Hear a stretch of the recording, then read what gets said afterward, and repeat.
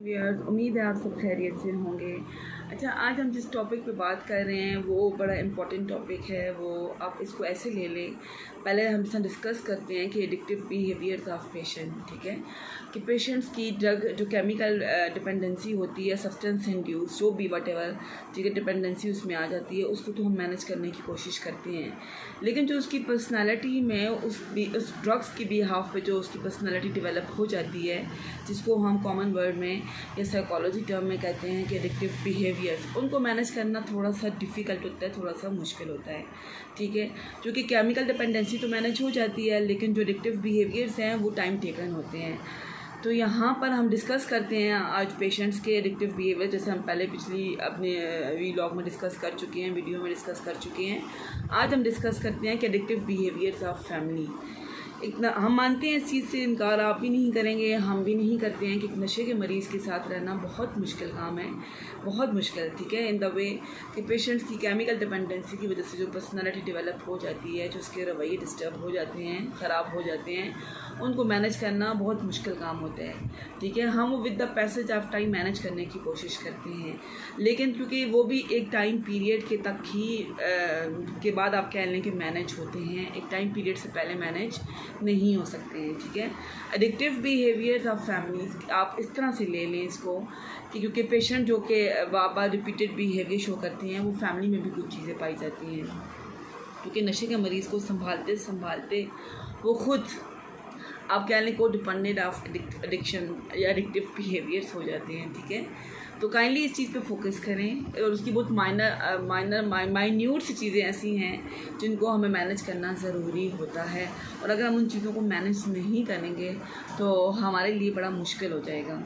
लेकिन जब हम ये बात करते हैं ना कि नशे के मरीज़ को मैनेज करना या केमिकल उसकी डिपेंडेंसी को मैनेज करना मुश्किल काम है या मुश्किल हमें लगता है, ठीक है, वो मुश्किल ज़रूर होता है लेकिन नामुमकिन नहीं होता।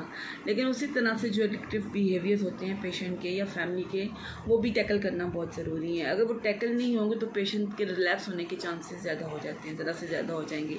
लाइक एग्जांपल, आप एडिक्टिव बिहेवियर्स को ऐसे ले लें कि जिस तरह पेशेंट झूठ बोलने का आदी हो जाता है, ठीक है, बहुत झूठ बोलना शुरू कर देता है, जिस तरह चोरी करता है, ठीक है, जिस तरह आप कह लें कि लूट मार करता है, डकैती, क्रिमिनल जो इफेक्ट्स उसकी आ जाते हैं ड्रग्स की वजह से, या इसके अलावा और बहुत से हैं कि ओवरलैपिंग करना, ठीक है, मैनिपुलेशन, पर्सनालिटी, डिप्लोमेसी, ठीक है, या इस तरह की बहुत से जो आप कह लें कि पर्सनालिटी के ट्रेट्स हैं या पर्सनालिटी के इश्यूज़ हैं, वो पेशेंट के अंदर बहुत ज़्यादा पाए जाते हैं।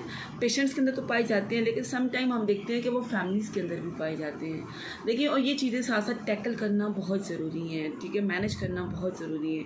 अगर हम एडिक्शन के साथ, हम केमिकल डिपेंडेंसी के साथ इनकी पर्सनालिटी को मैनेज करेंगे, इनके एडिक्टिव बिहेवियर्स को, वट एवर वो पेशेंट में पाए जाते हैं, क्योंकि counselling is a major factor. ठीक है, काउंसलिंग से हम पेशेंट को मैनेज करते हैं, उसको रियलाइजेशन की थेरेप्यूटिक टेक्निक्स डिफरेंट जो हम अप्लाई करते हैं, उससे हम पेशेंट की इस चीज़ को मैनेज करने की कोशिश करते हैं। इसी तरह सब साइड हम फैमिली सेशंस करते हैं, फैमिलीज़ को भी वो चीज़ें रियलाइज़ करवाते हैं, उनको भी बताते हैं। तो इंडिपेंडेंटली और आप भी इस चीज़ पे फोकस करें, क्योंकि जब आप इस चीज़ पे फोकस करेंगे तो आपके पेशेंट्स के बेटरमेंट के चांसेस ज़्यादा से ज़्यादा हो जाते हैं।